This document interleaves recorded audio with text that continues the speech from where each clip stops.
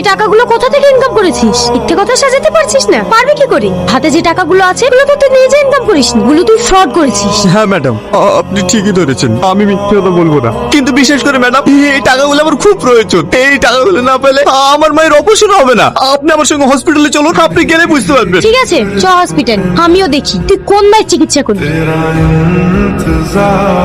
বাবু, তোর সাথে পুলিশ কেনে?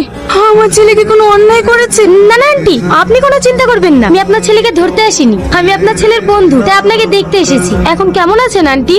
হ্যাঁ মা, ভালো আছি। বাবু, তুই অতগুলো টাকা জোগাড় করতে পেরেছিস? কি হলো, চুপ থাকলি যে? হ্যাঁ আন্টি, আপনার ছেলের পাশে আমি আছি না, আমি দেবো অপারেশনের টাকা, তুমি একটু বাইরে এসো।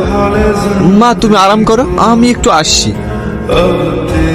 দেখো, আমরা আইনের রক্ষক, কিন্তু তুমি যেটা করেছো সেটা আইনের চোখে অন্যায়। বিশ্বাস করেন ম্যাডাম, এছাড়া আমার কোনো উপায় ছিল না। বুঝতে পারছি, তবুও এটা আইনের চোখে অন্যায়। তোমার মায়ের চিকিৎসার জন্য যত টাকা খরচা হবে আমি দেবো। তুমি যার অ্যাকাউন্ট থেকে টাকাটা ফ্রড করেছো তাকে ফিরিয়ে দিও। ম্যাডাম, আপনি আমার অনেক বড় উপকার করলেন, আপনাকে অনেক অনেক ধন্যবাদ। যদি কোনো টাকার প্রয়োজন হয় কোনো রকম লজ্জা না করে আমাকে বলবে।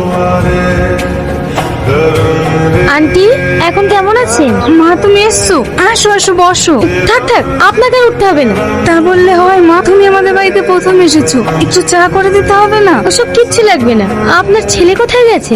জানো মা, আমার ছেলে এত শিক্ষিত হওয়ার পরও কোনো চাকরি পায়নি, তাই সংসার তো চালাতে হবে, তাই কদিন ধরে রাজমিস্ত্রি কাজে যাচ্ছে। কখন ফিরবে? এই তো সময় হয়ে এসছে, কিছুক্ষণের মধ্যেই চলে আসবে। ঠিকঠাক ওষুধ খাচ্ছেন তো? হ্যাঁ মধু, ঠিকঠাক খাচ্ছি।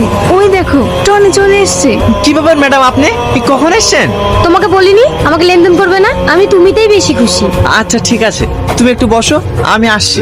না না, আমার জন্য কিছু আনতে হবে না। আচ্ছা, আমি তোমাকে একটা কথা জিজ্ঞেস করি, তুমি এত শিক্ষিত হয়েও রাজমিস্ত্রির কাজ করছো কেন? কি করব বলো? কাল থেকে তোমাকে রাজমিস্ত্রি কাজ করতে হবে না। কাল তুমি আমাদের বাড়ি যাবে, তোমাকে একটা ভালো কাজ দেখিয়ে দেবো। ঠিক আছে।